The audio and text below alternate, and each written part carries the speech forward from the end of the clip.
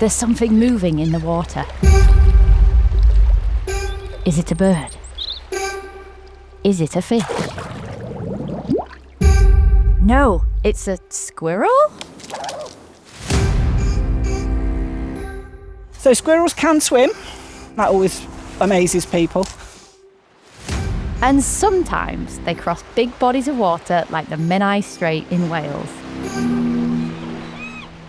And that's where the problem begins.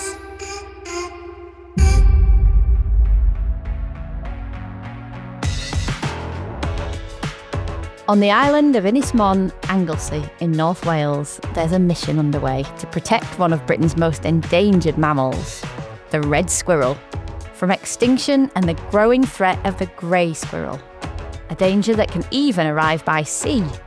Keeping this small population of squirrels safe is a game of high stakes and ingenuity. I'm Rosie Holdsworth, and you're listening to Wild Tales, Operation Nutcracker, the return of the red squirrel.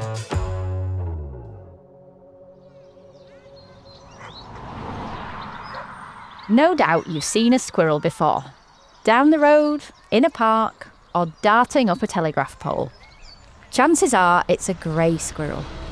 They were introduced to the UK in the late 1800s, and now there are millions of them. One you're much less likely to see is the red squirrel. It's our native species, and it's been here for thousands of years. But now it's one of Britain's most endangered mammals, with very few places where it still survives.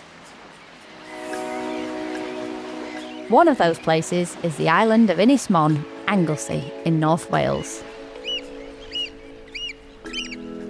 Not so long ago, there were only 40 red squirrels remaining here.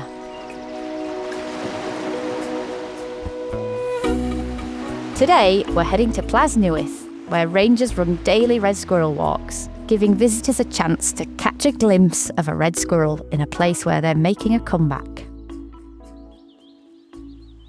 Oh, I'm Carol. I've been volunteering as a squirrel ranger here since it started, which must be about 7 years now. But yeah, I've always been interested in animals, looking after animals. So the opportunity to come and work as a ranger here for the National Trust was too good to turn down. Here at Plas Newydd, Carol is getting ready to head out. We do 2 walks a day, telling people about our squirrels, trying to give people that enthusiasm for the red squirrels and why it's important to keep protecting them. Carol knows these woods very well. So this is where I start off the walk. So I gather people up here and we do a little introduction and we set off down this way. It's a chance for her to make sure that visitors have their eyes firmly fixed in the right direction. When they're looking for squirrels, they walk round like this.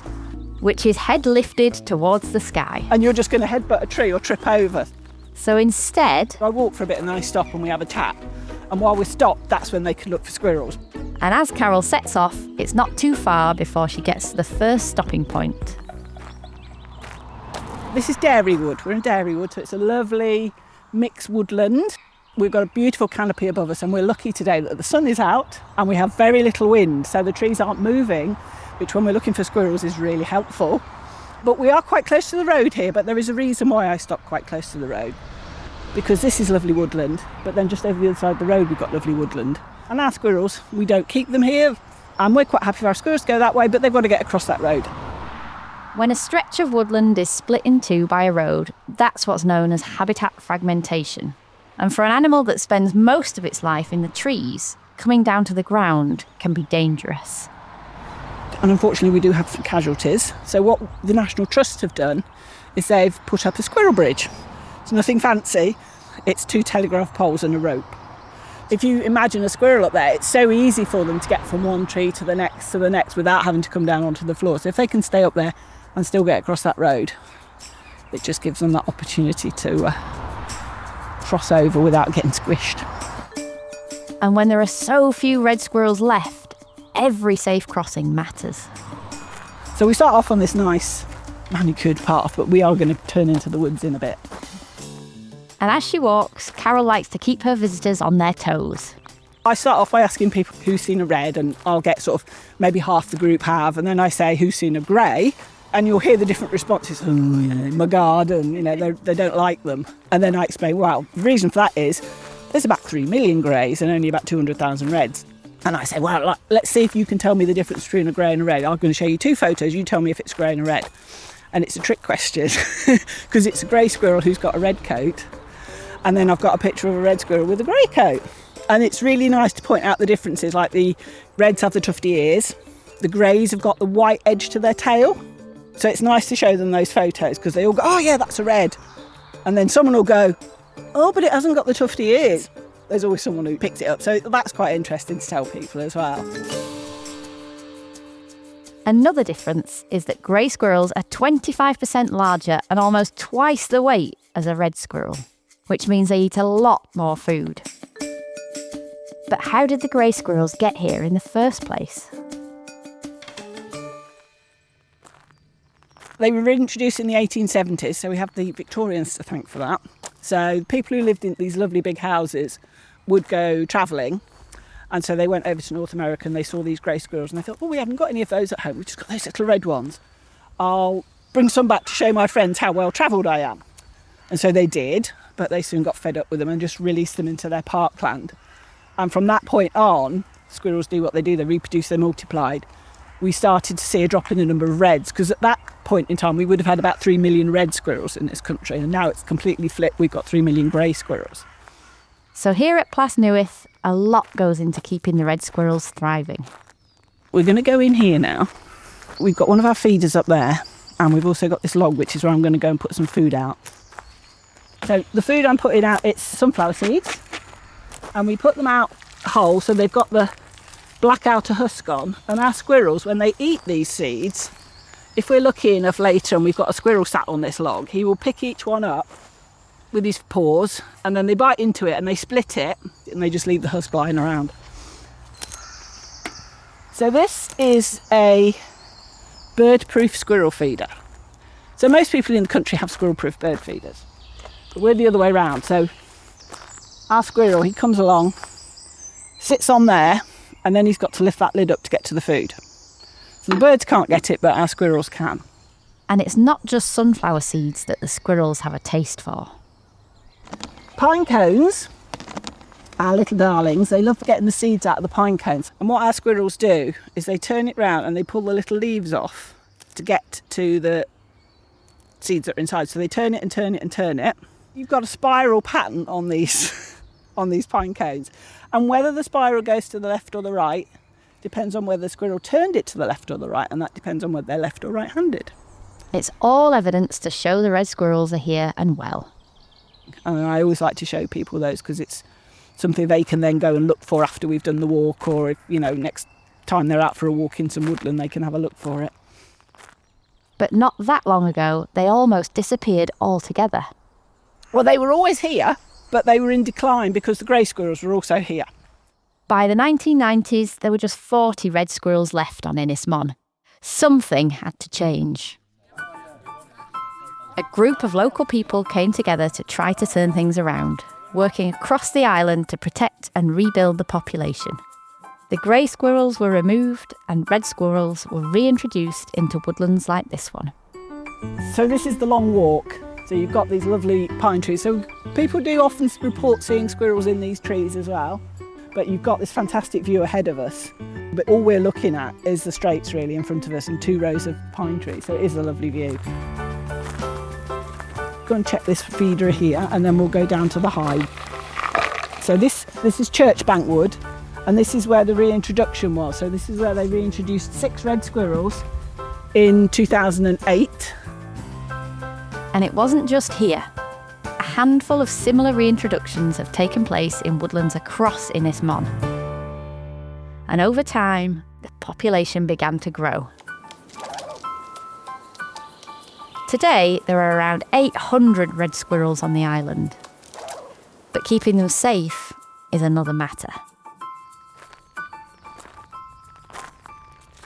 In 2009, they started to see red squirrels in the woodland on the other side of the Menai Straits. So they had crossed from Anglesey to the mainland. As I said earlier, a bit like crossing the road. Don't mind our squirrels going that way, but we don't want the greys that are over there coming this way. It's not just competition for habitat. Grey squirrels can also carry a deadly virus. I mean, the main risk is that the grey squirrels carry a disease called squirrel pox. Unfortunately, the reds don't seem to have any natural immunity to it, and if they come into contact with it, they'd probably be dead within 2 to 3 weeks. So we really don't want those greys back over here. But keeping Ynys Môn free of grey squirrels hasn't been easy. Since about 2013, 2014, Anglesey has been mainly grey squirrel free. I say mainly because they are only just over there on the mainland. They can get across, they do get across. Sometimes they cross from the mainland on one of the 2 bridges, or sometimes they find another route. So squirrels can swim, so they can swim the Menai Straits, and that always amazes people. It sounds unlikely, but it's true, because they're always on the move looking for food or new territory. And every so often, that means crossing water, even the Menai Strait. A few years ago, there was somebody out in a boat and he managed to get a picture, grey squirrel swimming across. They swim with their heads above the water, using their paws to paddle and their tails to steer. So keeping them from getting back onto Ynys Môn takes real ingenuity. So they tried a few things, one of which was they put some speakers near the bridges and played loud, scary noises. Trying to scare the squirrels off. But all the grey squirrels did was go behind the speakers and chewed all the wires, so they weren't that bothered about the loud noises. So then they thought, oh, we'll get the scent of a predator. Bearing in mind that grey squirrels originated from North America, what predator scent might be useful. So we have a little debate about that. People come up with a few suggestions, you know, wolves or bears or whatever. But no, they actually went and got tiger poo. But that didn't work either. And so obviously we can't barricade the whole of the Menai Strait to keep the grey squirrels away. But what we do have, our secret weapon, is the people who live on Anglesey. They love their red squirrels. They're very passionate about their red squirrels. They'll have feeder boxes in their gardens.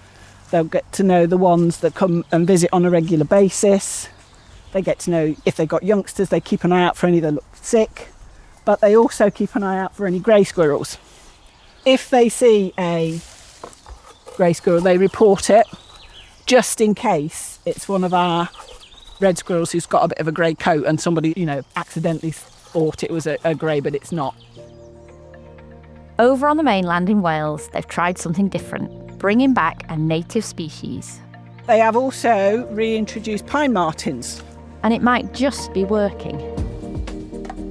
Because what they found is where they've reintroduced pine martens in areas where there are grey squirrels and red squirrels, the number of grey squirrels goes down and the number of red squirrels goes up.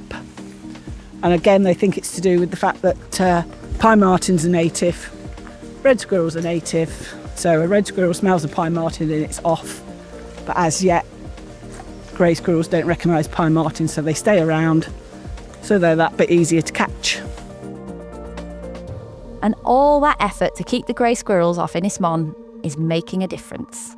It's helping to restore a native species to a landscape where they'd all but disappeared, which means that visitors will have a much better chance of catching a glimpse of that elusive red squirrel. So what we've got, we're just so lucky, we've just checked the feeder and we've got 2 squirrels chasing each other around a tree. You don't very often see 2 squirrels together. We're so lucky to be seeing this because they're normally quite solitary, but to see 2 of them running around a tree like that, it's quite possibly a male and a female. But that's so nice to see them. Because seeing red squirrels in the wild, thriving, it's pretty special.